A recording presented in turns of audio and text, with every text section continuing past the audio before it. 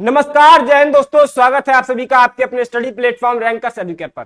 कैसे हैं आप सभी? उम्मीद करता हूं आप सभी बहुत अच्छे होंगे, स्वस्थ होंगे, किसी को किसी भी प्रकार की दुख दर्द पीड़ा परेशानी नहीं होगी। दोस्तों, एक दौर चल रहा है सीयूटी 2025 का और हमारे लाखों विद्यार्थी, लाखों स्टूडेंट्स बहुत ही लगन के साथ, मन से, ईमानदारी के साथ अपनी तैयारियों में लगे हुए सीयूटी 2025 के एग्जाम को क्रैक करने के लिए एडमिशन लेना चाहते हैं ऐसी यूनिवर्सिटी में जिसका वो सपना देख रहे हैं बचपन से और लोगों के मुंह से उनका नाम सुनते चले आए हैं, Banaras Hindu university, university of Delhi. ठीक है, ऐसी बड़ी यूनिवर्सिटी जिसका ड्रीम है, एक ड्रीम यूनिवर्सिटी के रूप में जिनको देखना चाहते हैं, तो आपके ड्रीम को पूरा करने के लिए रैंकर्स एजुकेयर हमेशा हर समय आपके साथ है। आज की ये वीडियो आपके लिए खास होने वाली है क्योंकि इस वीडियो में हम आपको बताएंगे कि आपके हिंदी के सिलेबस में क्या क्या चेंजेस आए हैं, कौन कौन से नए चैप्टर्स ऐड हुए हैं, कौन कौन से नए चैप्टर्स जो है आए हैं और कौन कौन से चैप्टर्स को हटा दिया गया है। बहुत सारे विद्यार्थी ये बात जानने के लिए जिज्ञासु होते हैं कि आखिर हमें पूरा जो मुख्य पाठ्यक्रम है, जो मेन सिलेबस है, हमें पता चल जाए तो उस तैयारी को हम और भी बेहतर तरीके से कर सके।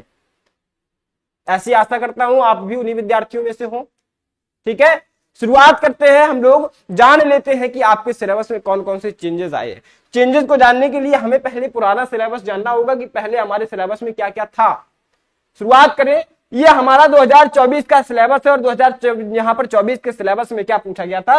हिंदी की अगर हम बात करते हैं तो यहां लिखा गया है question from the language section will be from following topics but are not limited to. भैया यहां पर बताया गया है कि आपकी कौन कौन से पोर्शन से आपके क्वेश्चंस पूछे जाने हैं। एक बात को समझना, यहां पर बोला गया है रीडिंग कॉम्प्रिहेंशन। ठीक है भैया, रीडिंग कॉम्प्रिहेंशन बताया गया। तो रीडिंग कॉम्प्रिहेंशन का मतलब भैया एक हो गया है कि आपसे क्या पूछा जाता है, आपठित गद्यांश, जिसको हम कहते हैं हिंदी में। ठीक है, आपठित गद्यांश। आपठित गद्यांश से आपके प्रश्न पत्र में प्रश्न पूछे जाते हैं। और शब्द सीमा जो है भैया, वो शब्द सीमा पहले कितनी थी?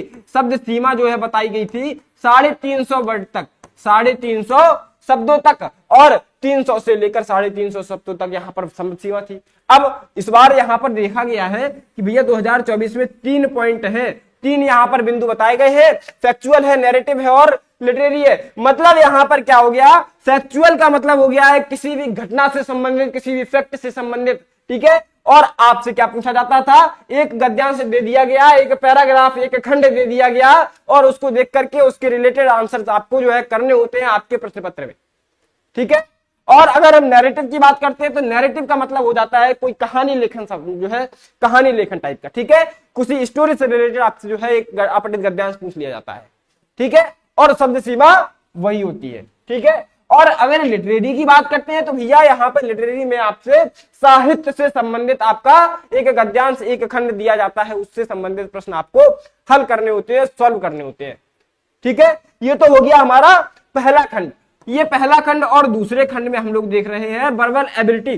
भैया ये जो वर्बल एबिलिटी यहाँ पर आपका शो कर रहा था, इसका मतलब हो गया है संपूर्ण व्याकरण। ठीक है, क्या हो गया? संपूर्ण व्याकरण। ठीक है, अगर हम यहां पर देखते हैं कि भैया यहां किसी व्याकरण के किसी पर्टिकुलर खंड के बारे में, पर्टिकुलर टॉपिक के बारे में बात नहीं की गई है, विशेष यहां पर किसी पर प्रभाव या बल नहीं दिया गया, लेकिन वर्बल एबिलिटी अगर लिख दिया गया है तो भाई मेरे एक बात को जान लेना, यहां पर एक चीज स्पष्ट कर दी गई है, ग्रामर पोर्शन से कुछ भी पूछा जा सकता है। ठीक है, अब हम बात करेंगे रीअरेंजिंग द पॉइंट्स। भैया एक वाक्य को लिखा जाता है और उस वाक्य के क्या होते हैं, शब्दों का क्रम अलग होता है। ठीक है, और कुछ विपरीत हो जाता है, उनको हमें व्यवस्थित क्रम में लगाना होता है। ये हम कब कर पाते हैं? ये हम तभी कर पाएंगे जब हम व्याकरण की चीजों को, व्याकरण के यहाँ पर बारे में समझेंगे। कब विशेषण का प्रयोग होता है, कब क्रिया विशेषण का प्रयोग होता है, कहाँ सार्वनामिक विशेषण लगता है, कहाँ संज्ञा का प्रयोग होता है, अब कहाँ क्रिया का प्रयोग होता है। ठीक है, तो इन सारी चीजों को जब हम जान जाते हैं तो हमारे लिए ये बिल्कुल नील पॉइंट हो जाता है। ये हम चुटकियों में इसका आंसर कर देते हैं, चुटकियों में इसको सॉल्व कर देते हैं। ठीक है, अगला जो हमारा चौथा बिंदु आ रहा है, चूजिंग द करेक्ट वर्ड। ठीक है, करेक्ट वर्ड का मतलब हो गया है कोई आपसे ऐसा शब्द दे दिया जाता है जिसमें आपकी गलतियां होती है। ठीक है, गलतियां होती है किस प्रकार से, या तो मात्रा संबंधी या व्याकरणिक गलती होती है, किसी प्रकार से उसमें गलती होगी, तो उस गलती को ठीक करके और उस विकल्प को चुन करके हमें सही बताना होता था। Synonym and antonym. भैया इस चीज को संबंधित यहां पर एक बात समझ लो, आपके पर्यायवाची हैं, आपके विलोम हैं, आपके एकार्थी शब्द हैं, आपके समानार्थी शब्द हैं, जितने भी सारे शब्द होते हैं वो आपके मुहावरे हो, लोकोक्तियां हो, कुछ भी हो, सब आ जाते हैं आपके इन दो पोर्शन के भीतर। ठीक है, ये आपका सिलेबस था 2024 का। ठीक है, इतनी बात समझ में आ गई। अब हम लोग बात करेंगे 2025 के सिलेबस के बारे में। 2025 का क्या सिलेबस है आइए जान लेते हैं। 2025 के सिलेबस को हम लोग देखेंगे भैया, यहां से निकालिए सिलेबस, और सिलेबस में देखेंगे हिंदी का सिलेबस। ये आ गया हमारे सामने हिंदी का सिलेबस 2025 में। हम लोग यहां पर एक चीज को देख रहे हैं कि बस दो पार्ट में यहां पर बताया गया है, दो पार्ट में सारे नैरेटिव्स अपने जो है क्लियर कर दिए गए। ठीक है, एक बात को समझो, यहां पर बताया गया है कि आपसे क्या पूछा जाएगा, रीडिंग कॉम्प्रिहेंशन, जो कि पिछले बार भी था और इस बार भी है। लेकिन आप एक चीज को देख पा रहे होंगे कि ये जो शब्द सीमा है इसको घटा करके कितना कर दिया गया है, मात्र 300 शब्द कर दिया गया है। ठीक है, पहले कितना था, 300 से लेकर के 350 था, अब कितना है, अब यहां पर आपसे सिर्फ पूछा जाएगा 300 वर्ड से।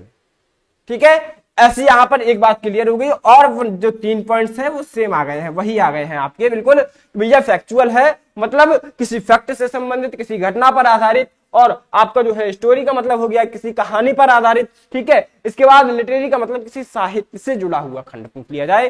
ठीक है, इससे जो है संबंधित प्रश्न आपको हल करने होते हैं। ठीक है, दूसरे खंड में देखते हैं वर्बल एबिलिटी। मैंने आपको बताया था पूरा संपूर्ण व्याकरण खंड अगर पूछा जाए, कहा जाए, तो इस खंड के भीतर आ जाता है, अंदर आ जाता है। हम बात करेंगे, देखिए यहाँ पर रीअरेंजिंग द पार्ट्स वही आया है, वर्ण क्रम उनका उल्टा होता है, उनको व्यवस्थित क्रम में लगा करके हमें प्रश्न उत्तर जो है करने होते हैं। ठीक है, यहाँ पर मैच द फॉलोइंग ये जो है लिखा गया है, इसको देखेंगे भैया। मैच द फॉलोइंग में किसी भी प्रकार से हो सकता है किसी शब्द का पर्यायवाची शब्द आपसे यहाँ पर मिलान में दे दिया जाए, या किसी शब्द का समानार्थी शब्द दे दिया जाए, या किसी शब्द का विलोम दे दिया जाए। तो इस प्रकार से आपको संपूर्ण व्याकरण की जानकारी होनी चाहिए। ठीक है, तो आपको मैच द फॉलोइंग में यहां पर कंप्लीट करना है। और चूजिंग द करेक्ट वर्ड, तो भैया ये भी वही हो जाता है, अशुद्धियां और शुद्धियां। ठीक है, ये हो जाएगा। इसके बाद सिनोनिम्स एंड एंटोनिम्स बताया गया है। भैया आपका सिलेबस अगर देखा जाए तो कुछ परिवर्तित नहीं हुआ है, सिर्फ एक यहां पर बिंदु को अपरिवर्तित यहां पर परिवर्तित किया गया है कि जो शब्द सीमा थी हमारे अपठित गद्यांश की, उसको कम करके हमारा 300 शब्द कर दिया गया है, और कुछ भी चेंजेस नहीं है। इस बात से बिल्कुल बेफिक्र हो जाइए और अपनी तैयारी इतनी बेहतरीन तरीके से करिए कि आपको किसी भी प्रकार की समस्या ना आए। ऐसी उम्मीद है, ऐसी आशा करता हूं आप मेरी बात को मानते हुए अपनी तैयारी को बहुत ही बेहतरीन तरीके से करेंगे। और एक बात और मैं आपसे कह देना चाहता हूं जाते समय में कि अगर आप अपनी तैयारी को बेहतरीन तरीके से करना चाहते हैं और हमारे साथ जुड़ करके करना चाहते हैं, क्योंकि हम यहां पर आपकी रिस्पॉन्सिबिलिटी पूरी लेते हैं। क्या रिस्पॉन्सिबिलिटी लेते हैं कि आपको तैयारी के साथ साथ आपके एडमिशन की गारंटी तक बस आपको हमारा साथ देना है। साथ देने का मतलब क्या है, बस जो हम आपसे यहां पर गाइड कर रहे हैं, जो हमारी टीचर टीम आपको गाइड करेगी, जो हमारी फैकल्टी आपको गाइड करेगी, बस उस अनुसार अपने कार्य को, अपनी शिक्षा को, अपनी पढ़ाई को बेहतरीन तरीके से करते रहना है। इस बात के दावा है, इस बात की गारंटी है कि आपका सिलेक्शन 2025 में तय है। ठीक है, शुरुआत कर दीजिए, समय बहुत कम है, बहुत ही बेहतरीन तरीके से शुरुआत करिए। बस आपका जो सिलेबस है भैया कुछ भी परिवर्तित मत समझो, आपको तैयारी एक एक पॉइंट की, एक एक बिंदु की बहुत बढ़िया तरीके से करनी है। ठीक है, आशा करता हूं आपकी एक एक बात समझ में आ रही होगी और तैयारी शुरू करिए। अदर इंक्वायरी के लिए आपकी डिस्क्रिप्शन बॉक्स में एक नंबर दिया होगा, उस पर जाकर के आप जो है इंक्वायरी कर सकते हैं, अपने डाउट्स को क्लियर कर सकते हैं, व्हाट्सएप मैसेज करके भी कर सकते हैं। ठीक है, सारा डिटेल आपको वहां पर मिल जाएगा, जाइए और कॉल करिए और तुरंत इस बैच में ज्वाइन हो जाइए, जिसकी कीमत मात्र 599 रुपए है। कितना है, 599 रुपए में आपको संपूर्ण तैयारी, हर एक, चाहे लैंग्वेज हो, चाहे डोमेन हो, और चाहे जीएटी जनरल एप्टीट्यूड टेस्ट हो, सारे खंड की तैयारी हम लोग मात्र 599 रुपए में करवा रहे हैं। ठीक है, तो ऐसे इंफॉर्मेशन के लिए सबसे पहले इस चैनल को सब्सक्राइब कर लेंगे, बेल आइकन प्रेस कर लेंगे और जुड़ जाएंगे हमारे साथ, ताकि आने वाली इंफॉर्मेटिव वीडियो का नोटिफिकेशन आपके मोबाइल स्क्रीन पर सबसे पहले पहुंचे। ठीक है, तो मिलते हैं अपने अगले इंफॉर्मेटिव वीडियो में, अगले सेशन में। तब तक स्वस्थ रहे, मस्त रहे, धन्यवाद।